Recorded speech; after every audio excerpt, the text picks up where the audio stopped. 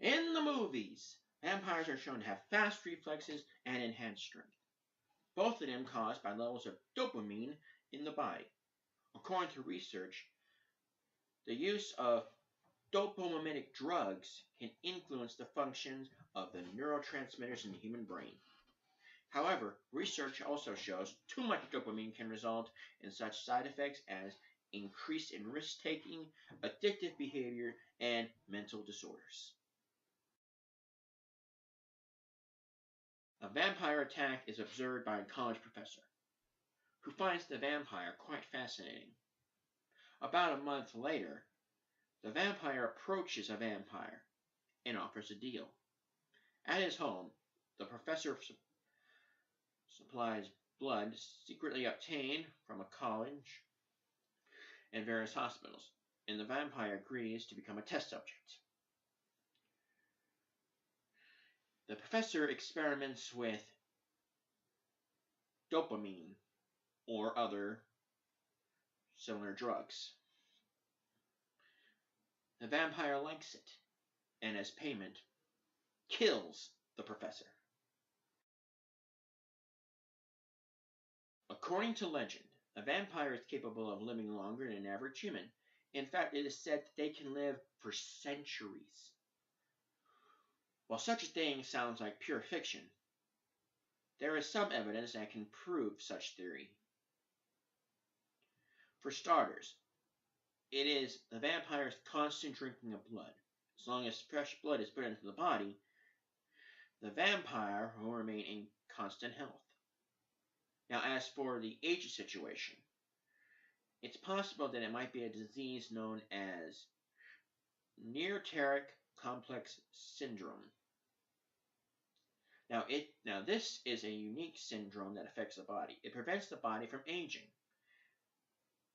However, this disease is often found in females. Seventh generation vampire, having gone too long without feeding, is driven mad, finds a little girl, and without taking choice, attacks her. Unbeknownst to the vampire, that little girl is actually a 40-year-old woman suffering from the disease that prevents her from aging. Now, after killing her, the vampire runs away. And the woman becomes a vampire. And the next person she attacks, the 8th generation, has the genetic anomaly in their system.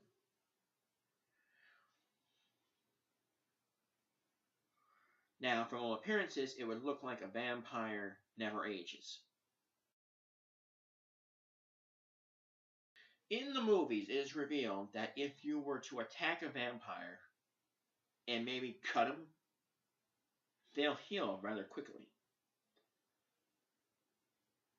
Well, I'm not sure about how fast the healing goes, but the science is based on thromboxamine A2. It is an enzyme found in the platelets of the blood, converting the omega-6 fatty acids.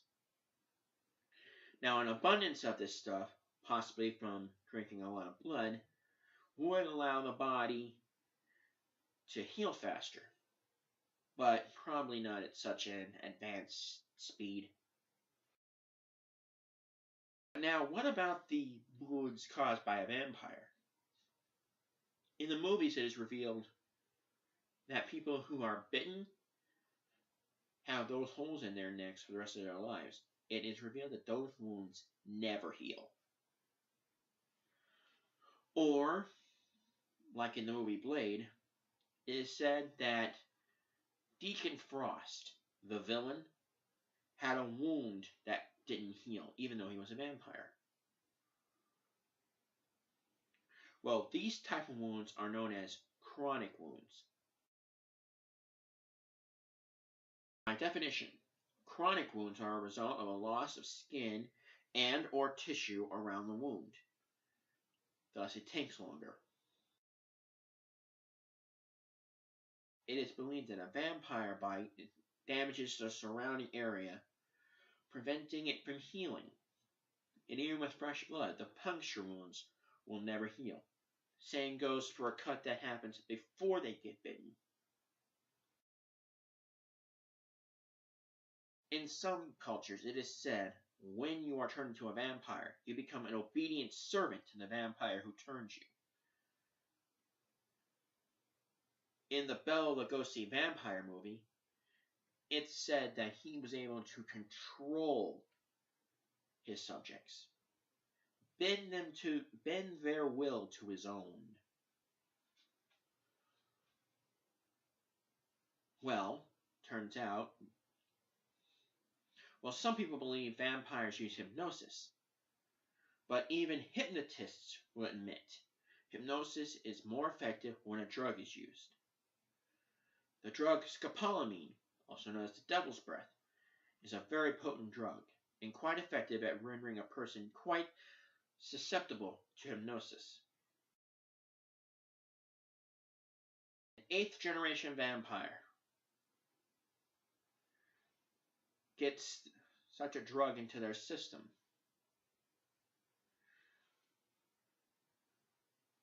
Now, when they create the 9th generation vampire, there's so much scopolamine in their system that it actually goes into another vampire by way of the bite.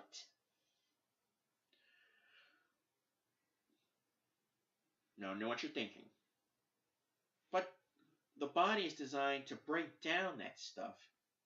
How could such stuff stay in the human body? Normally, the liver would filter out the drugs.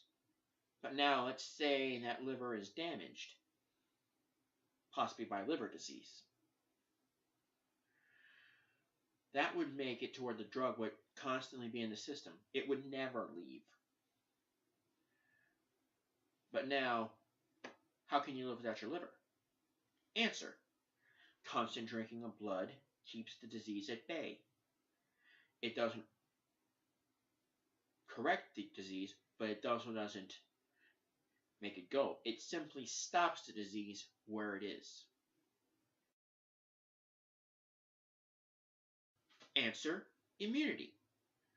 The longer a vampire lives, the more immunity they present. So a newborn vampire, having the stuff in their system, is more susceptible to commands from the person who turned them. In the famous story of Van Helsing, the good doctor is able to repel Count Dracula with a crucifix, a small cross. It is also said that if a vampire comes in contact with holy water, water blessed by a church, it won't burn them. Surprisingly, there is an explanation behind this, and it goes with the previous model, scopolamine. A newborn vampire, having the stuff in their system, goes to church. Now, they don't know they're a vampire yet. And in church, the minister tells them about the power of the cross and of the holy water. They are constantly yelling it, screaming it. The vampire becomes very susceptible to it. So that when they dip their finger in holy water, just out of respect, they scream. And people who see it and see the fangs immediately shout vampire. And the preacher holds up a cross, and the vampire screams out in pain and runs. That's how that got started. This theory can be proven through the infamous ice cube burn experiment. The experiment begins with the experiment conductor repeatedly telling the subject he is going to put a piece of hot coal on his skin. Even shows him where it's going to be applied.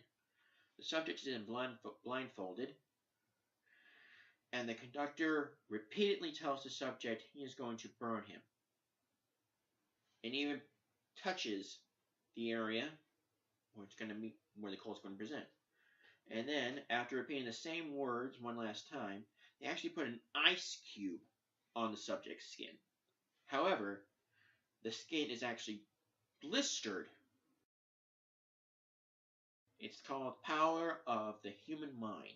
The repetition of the words and the blindfold is a way of putting the person in a state of deep theta state. In other words, they are hypnotized. So that even though it was an ice cube that touched the skin, the person believed it was a hot coal, and their body reacted in the same way.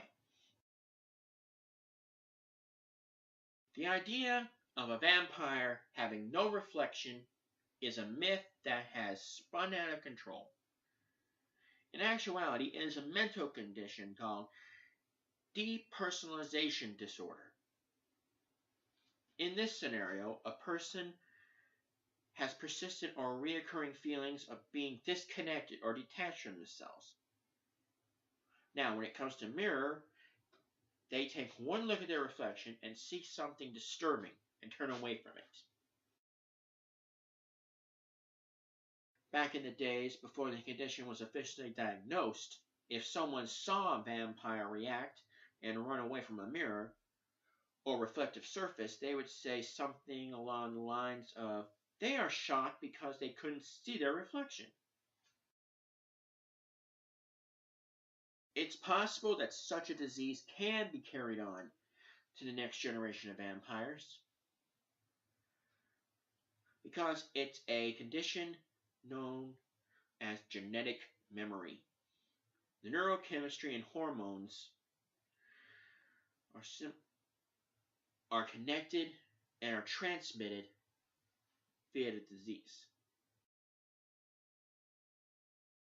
Many people believe the only way to kill a vampire is to drive a wooden stake through its heart. While driving a wooden stake into anyone will definitely kill them. Now, in the Vincent Price movie, The Last Man on Earth, he reveals that the stake needed to be just wide enough to keep the flesh apart so their body seal can't function. In other words, if a big enough wound is left open, infection can set in. So even if a vampire is just barely alive, the infection will finish them off. Now, in the Bela Lugosi movie Dracula, Professor Van Helsing staked Dracula while the villain was in his coffin. Based on this information, the stake would have to be long enough to pierce the vampire's body and enough of the coffin so the undead being can't just get up and yank the spike out of his body. This concludes the scientific look into the myth of vampires. Now, everything referred to in this video is only a theory, and there is no guarantee that they are accurate. Like many tales of the vampire, the facts are open to interpretation by you, the viewer. So in response to the question, do vampires really exist? The answer is based on the individual. Thank you.